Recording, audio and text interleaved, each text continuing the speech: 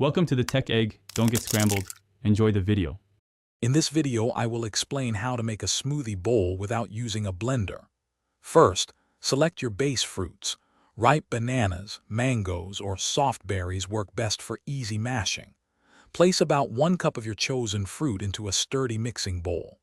Now, grab a fork or a potato masher and begin to thoroughly mash the fruit until it forms a relatively smooth, pulpy consistency. This initial step is crucial for achieving a good texture without any blending equipment.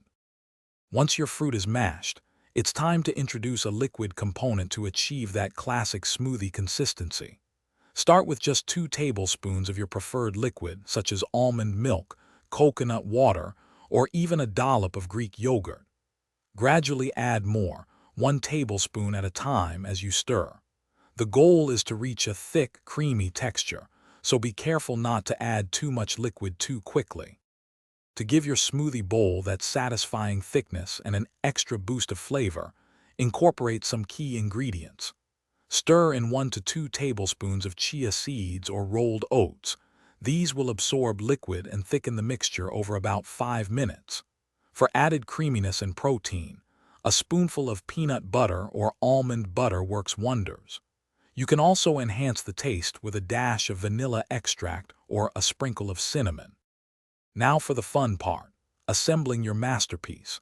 Carefully spoon your thick, creamy smoothie mixture into your favorite serving bowl. This is where you can get creative with your toppings. Add a generous sprinkle of granola for crunch, some fresh berries, sliced banana, or a handful of chopped nuts.